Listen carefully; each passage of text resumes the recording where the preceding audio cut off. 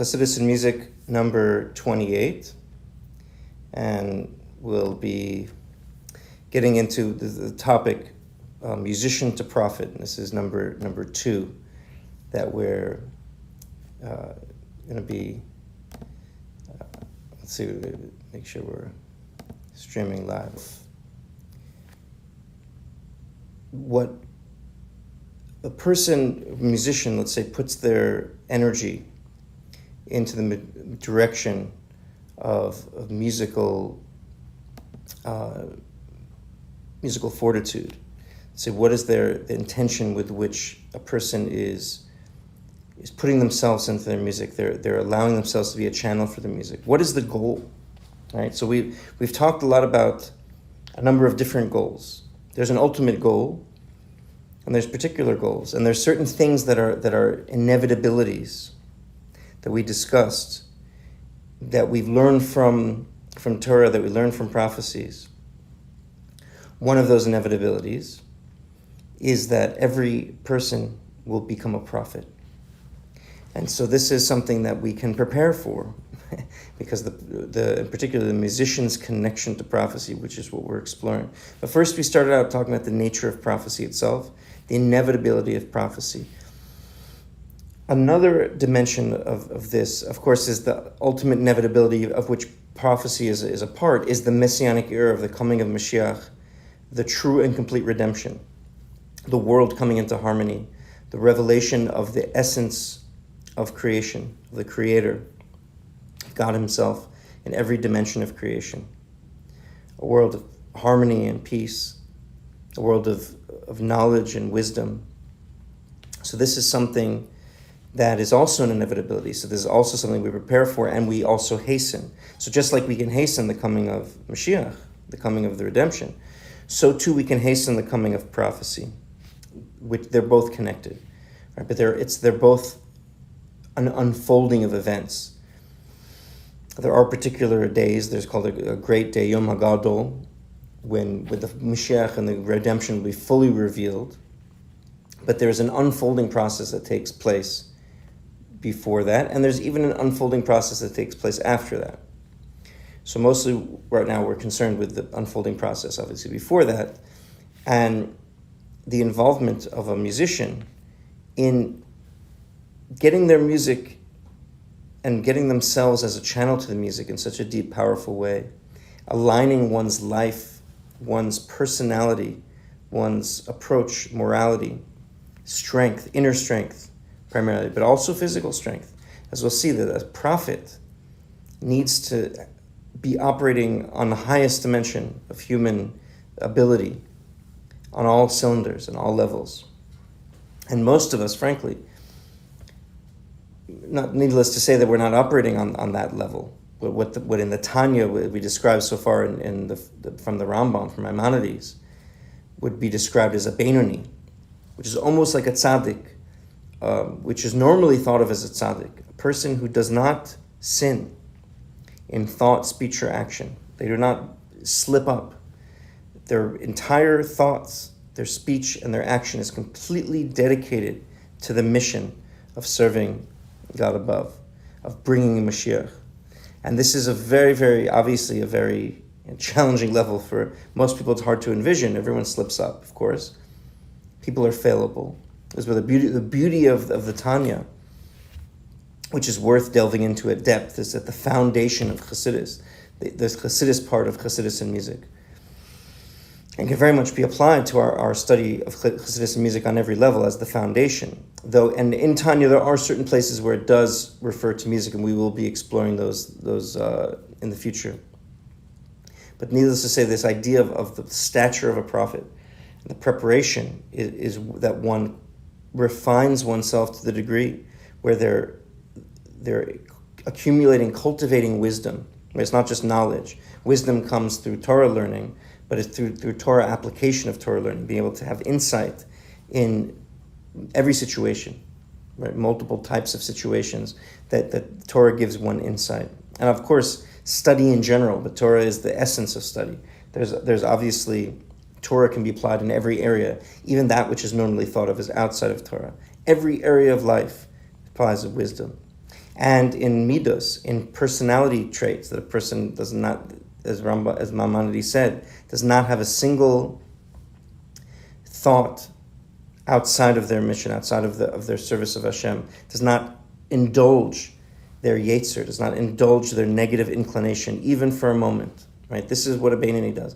Right? So now, it's just a little Tanya 101. What's the difference between a tzaddik, a completely righteous person, and a Beinoni, which is called an average person, is a translation, but clearly it's not an average person, a person who doesn't have a single moment of weakness in thought, speech, and action. And the difference is, and this is how it is applicable to everybody, Achreha kol adam nimshach, that afterward, the Alter Rebbe says in Tanya, Reb Shneur Zalman, that after this quality, after this level of attainment, every person is capable of going after and achieving, of not having a moment of weakness in thought, speech, and action. And this is the prerequisite to the descent of prophecy, when everybody is able to finally realize their potential. So this is the thing. It's not just that we are not living on that level, but it's that we have not believed that we can live on that level, or that somehow that level is not pleasant, or somehow it's painful, or somehow it's isolating. On the contrary, it's the most engaging, it's the most fully alive and passionate way to live. To consider every moment as precious and holy. It's right. So what's the difference between a tzaddik and a Beinoni? So Beinoni doesn't have a single moment of weakness in thought, speech, and action, and neither does a tzaddik. But a tzaddik does not have an inclination to speak of that is driving a negative, sinful thought, speech, or action. Whereas, meaning it's somehow, there's different levels of a tzaddik. Somehow maybe it's gone to sleep, or it's completely transformed, or any level in between. A Beinoni, it is alive, it is awake. The evil inclination, the inclination towards harmful impulses. And any of us looking frankly at ourselves can see this impulse alive, a desire, a taste for forbidden, right, and harmful, immoral things. Whether it's anger, right, whether it's sexual immorality, whether it's a self-aggrandizement, right, that there is a number of different negative midas, which could either be literally mitzvahs, lo sase, meaning negative mitzvahs, meaning things that we shouldn't, that the Torah says not to do, called averas, right, or certain qualities like depression, which is not an avera, but they say depression is the thing that leads to all the averas. It's worse than a sin. It's worse than an avera because it leads to all the averas. Whereas they say, actually, on the contrary, there's something that's not a mitzvah, but that leads to all the mitzvahs, right? And this is, so some said with the going to a mikvah when it's not, mikvah is a mitzvah, but in certain circumstances, but in other circumstances it's not. But the idea of purification leads to opening one's heart, which is kind of immersing oneself in a body of water. It's for another time, a discussion, but it's certainly a good spiritual experience, and it's something a Hasidic custom to do every day. So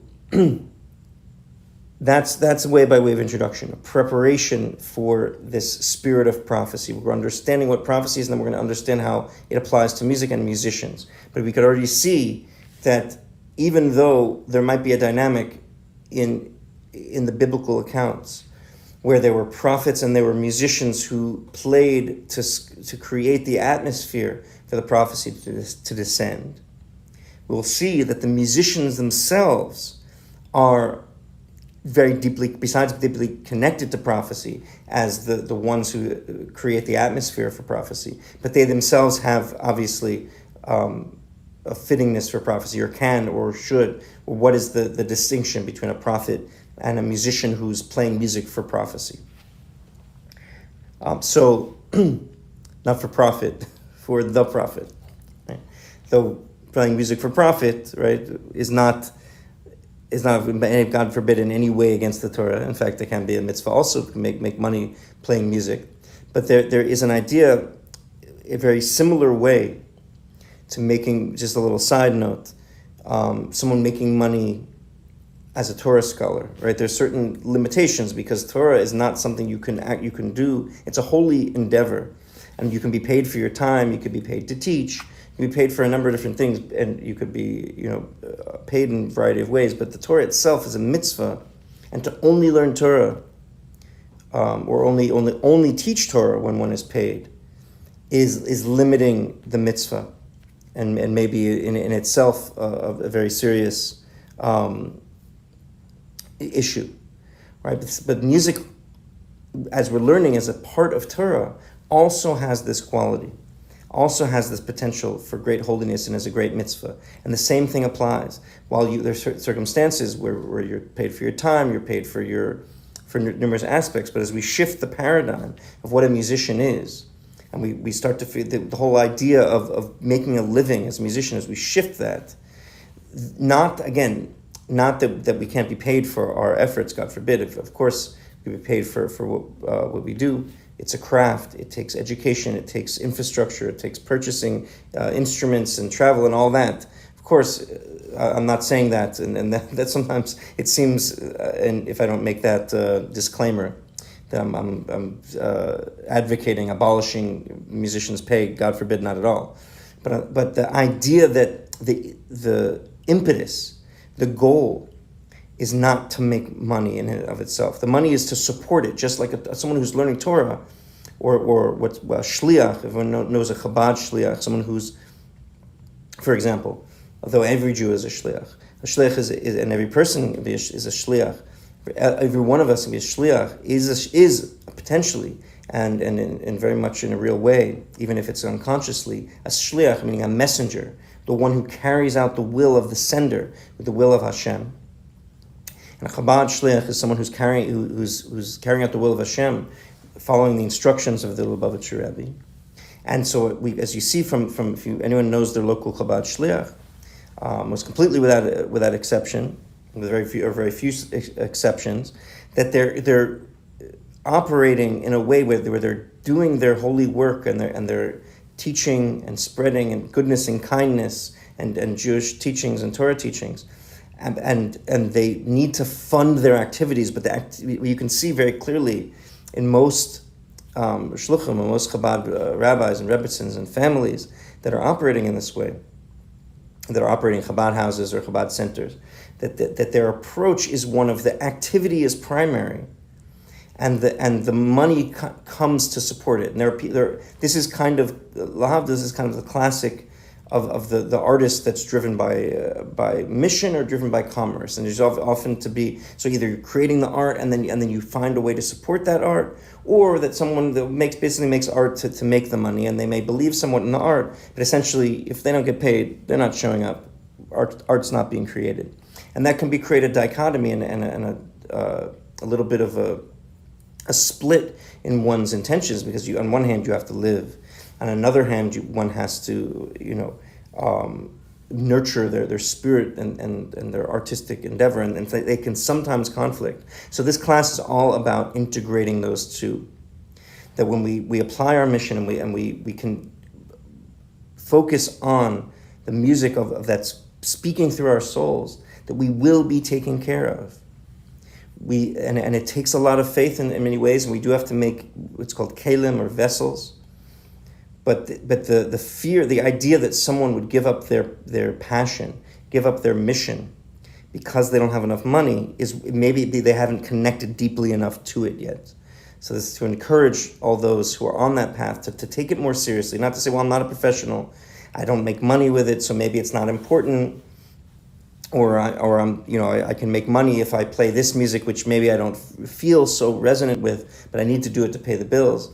So a situation like that, one might say either have faith, turn that situation down, and if it somehow makes someone feel uncomfortable, certainly if it's an immoral situation. But on the other hand, if it's not an immoral situation, and it's a situation where a person just doesn't like it, then maybe a person can transform that situation into an opportunity to spread a deeper spirit, right? They can embrace that situation. So initially in the past, they might have been doing it for money and they don't really like it, but now they can transform their attitude towards it. They're going for another purpose. They're elevating the music.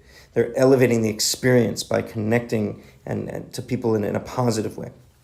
It's just so. This is all connected again to this idea of musician to prophet, because the idea that a person is rethinking their whole approach and what they're capable of as a human being. So we were learning inside the sources last time. We will continue.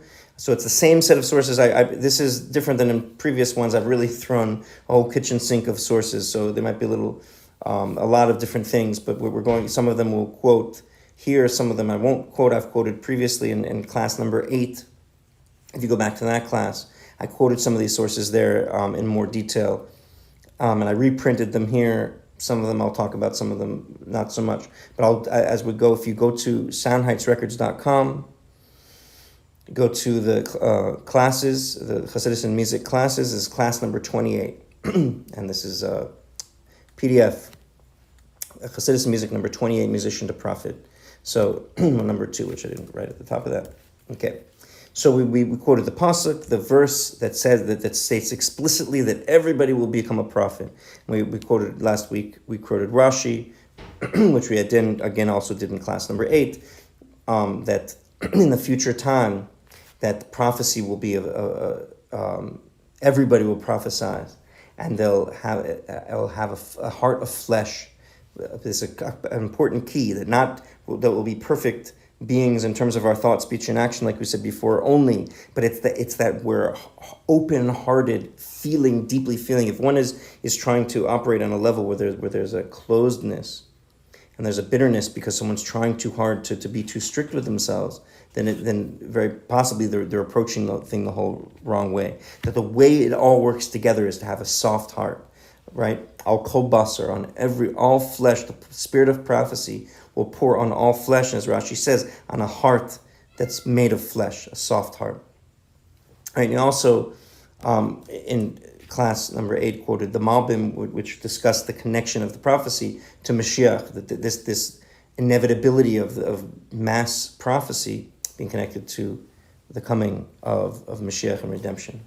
We also quoted the Rambam on that note, and Rabbeinu Bechaya as well. And I printed those in the PDF, but we're going to go ahead to a section we're quoting here for the first time in this class. And this is from Sefer HaNagunim, which is a special book. We've talked about it. It's one of the foundational works of Chassidus and music. This was published under the auspices of the previous Lubavitcher Rebbe. The Rebbe was involved in its printing, and there's certainly this very special introduction, which the translation of which you can find on Chassidus Music and SoundheitsRecords.com, the section under writings, the translation of the first third, which outlines a whole history of music in Torah. So it's pretty amazing work, and there's a translation there that we've been working on. But interesting, in that section, there in that introduction to the Sefer HaNagunim, the book of Chabad melodies, there's a very interesting footnote on the idea that a musician is someone who creates an atmosphere for a prophet to prophesize. So it says like this, and this is on page 2 of the PDF at the bottom. The Sefer HaNagunim Ha'ara 4. There's a footnote, right? And it quotes 2 Sfarim, which we're going to get to the original sources later. But here we'll just read the footnote in the quote. So Sefer Livnas HaSapir Parshas Noach Al Pizeh. So there's a Kabbalah sefer called Livnas HaSapir, that the sapphire stone, and this is brought in another Kabbalah sefer called Avodas HaKodesh, and it says like this: Begin the nishmasa iskazeres mile'elo mitzvah chayim. So how does the prophecy work? So since the soul comes from above, and it's bound in the bounds of life, it's bound in the spiritual zones, it's bound in the world of godliness up above. For a gila benigunim, ubeshir shamal chesharis v'shir hagagalim. And what is the soul experiencing above in the spiritual realms? It's experiencing melodies, and the songs of the angels, and the songs of the constellations, as we spoke about briefly last week, but we've spoken about in the past, the idea of the constellations all singing constantly. And this is something that's very significant, the experience of Yehoshua in fighting the battle of Gibeon, that the sun, with this great miracle, that the sun was still in the sky, Shemesh beGibeon daim, that the sun should stop singing. So the idea of the songs of the constellations and the songs of the angels, that this is something the soul has experienced in its root, in its origins. Ata, b'yoseh, now that the soul has come down into a physical body, shamas nigun, and he hears a song, hears a melody, az matzas nachas ruach v'nenis, then it gets pleasure. The pleasure in music is a remembrance of our spiritual root, and it enjoys the music. Kafi ma shahaiser regila b'yoseh deveka b'yisoda b'noyam kol hagalgalim. It remembers the way it used to normally, as a normal course of events, hear music all the time, from the sweetness of the songs of the constellations. And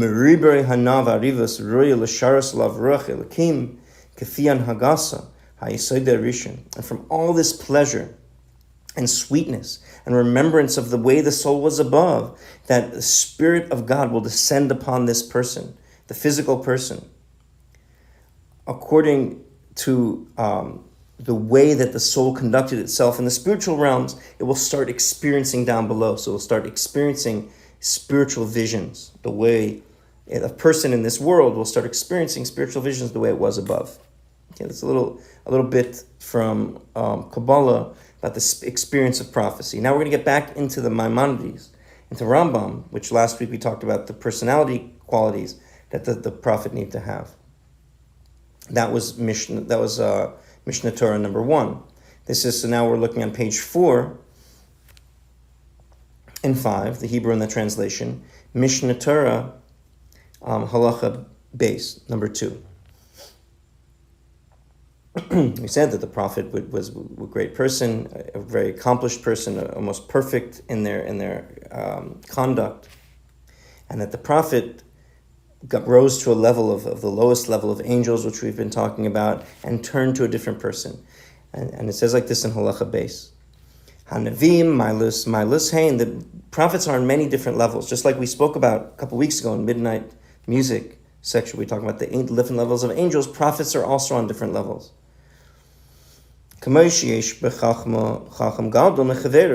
Just like in wisdom, there's people who have wisdom, and there's people who have more wisdom, and there's different varying degrees based on experience, based on ability of application, of depth of wisdom. So too with prophecy. Navi gadol mi navi. There's a prophet that's greater than prophet, at higher and higher, different levels. The kulon ein roin mara hanavua ela bechalon bechizyun laila, and all of them. How do they receive nevuah? It's as if in a dream state. They lose their attachment to physical senses and experience their prophecy as in like a dream, a nighttime dream.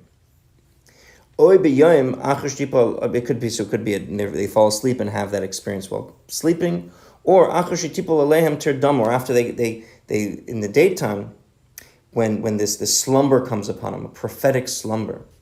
Kamashnemer, as it says, a prophet, B'mara alav izvada b'chalan adaber bay. It says, I will appear to him, I will become known to him in a dream, I will speak to him.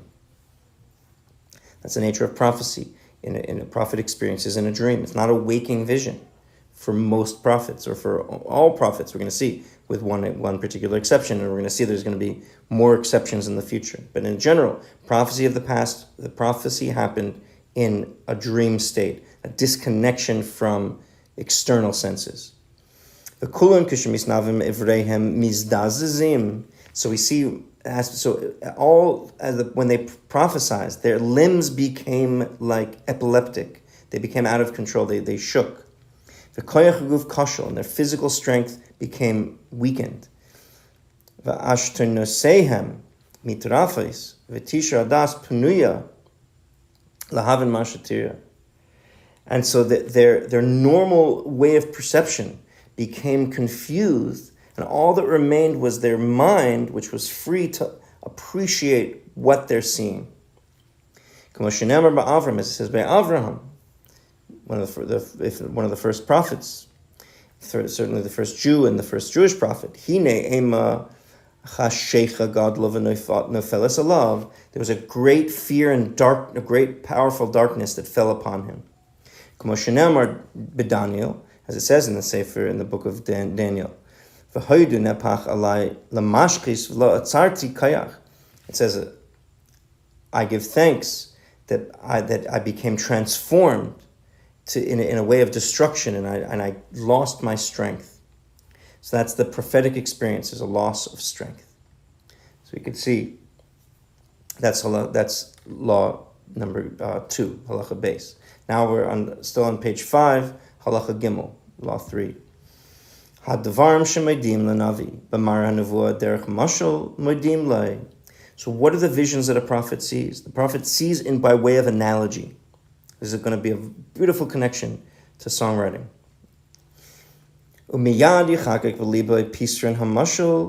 So immediately it becomes engraved in their heart, the interpretation of the analogy. It's not just the experience of confusing analogy. A prophet is it receives the analogy and its interpretation simultaneously. And he understands what the analogy is. Okay, really getting us, Rambam is so beautiful, gives us a very clear, and this is halacha, this is Jewish law, description of what prophecy is. So we lose it, and so therefore from this we know what prophecy is not. Right? Prophecy is not a waking vision. Right? Again, there's an exception which the halacha talks about later. But essentially, prophecy is a sleep state, and this idea that the prophet receives an analogous, something they don't see directly into godly experience. They see an analogy of it, spiritual dimensions that present themselves as a vision which is analogous to the true spiritual meaning, which they also receive that interpretation. So an example of this is the ladder that Yaakov Avinu, that Jacob saw, Jacob's ladder. He saw angels going up and down the ladder. Right? This is an analogy. He saw this happening as a vision. He saw the analogy. So this was an analogy. He understood that it was a mashal for going up and down the kingdoms of the Jewish people that will be who will be in power, and how the different governments and different powers in the world will go up and down in their stature, and as it relates to his descendants, the Jewish people. So another example are the angels, or the animals. Right, the animals. The word chayos can mean a certain type of angel, or chayos also means wild animals, but in this case, we're really talking about the same thing. There are angels that appear in a vision as animals. Shira Yecheskel v'hisir nepuach makol shakat shira Yirmiyah. So Yecheskel saw a boiling pot and a rod, right? I'm sorry. So the chayos that Yecheskel saw, and Yirmiyah saw the boiling pot and the rod. The hasir nefuach amakol shakat shira Yirmiyah, right? And so this was a boiling pot and a rod from an almond tree that Yirmiyah saw. Magala, shira Yecheskel va'efa shira Zechariah. So also Yecheskel saw other creatures. Excuse me. So Yecheskel saw a scroll, and Zechariah saw a measuring rod. They were all metaphors. They were all analogies. V'chein shar navim, and so to the other prophets. Mehem omer mamashul fisrin kamei elu, And from them, they got this analogy, and they also received the interpretation. Some of them only got the interpretation. Sometimes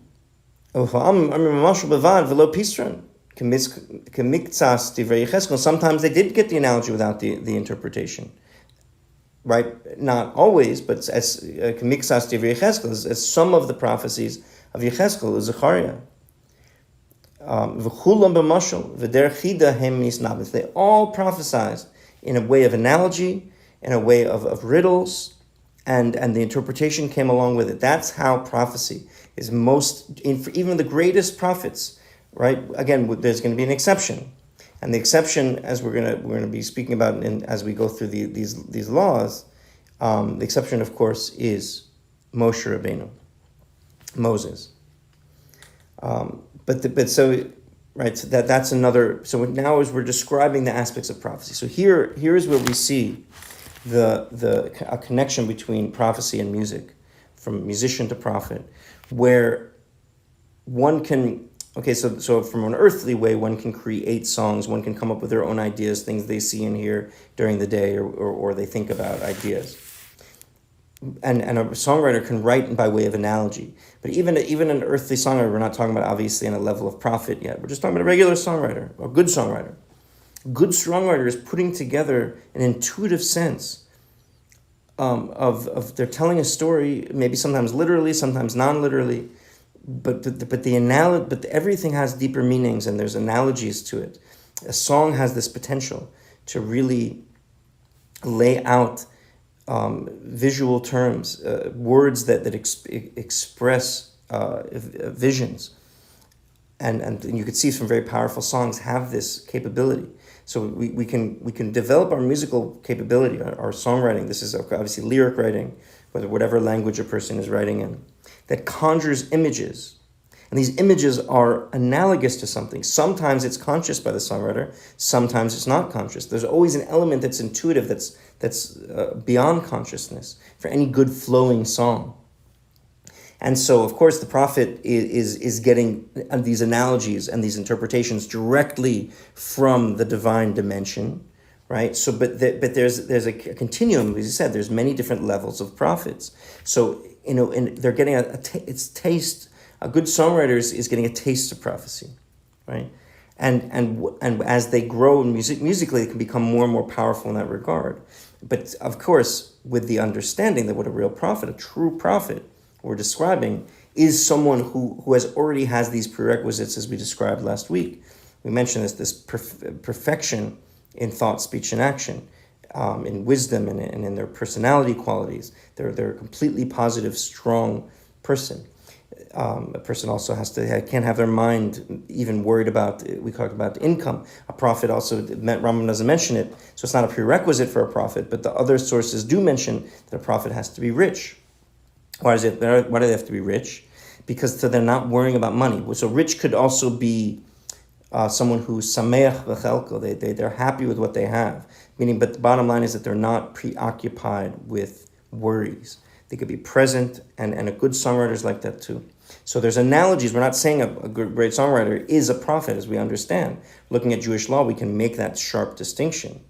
But we can work towards that inevitability of our own becoming of prophets as we develop our skills as a songwriter and as a human being. And we can also more consciously appreciate, through studying the ancient prophets as well, the kind of analogies they used. The intuitive writing, our songwriting, sometimes we use those same images. We might conjure up some of that divine flow. Because there's nothing new under the sun in many ways. And an image that we might come up with, it's going to have some relation. It has already been written in Torah somewhere. Has already been experienced by a prophet somewhere on some level, even though we have obviously can have a fresh take. So everyone should be successful. We'll continue next week with the same topic. Hope people are enjoying it. And please contact me, soundheightsrecords@gmail.com, for any feedback. As we continue to grow as musicians, grow as people, to usher in the era of true peace and harmony in the world, starting with our own lives, to remove any worries, to remove any concerns, to conjure, using our music, using our songs, using our interactions with people, a deeper experience of truth, a deeper experience of the divine. And we should do it with increasing measure, with great joy, with great power and passion. Right? As we always say, with abundant singing and playing of music, we bring about the true and complete redemption. Thank you so much.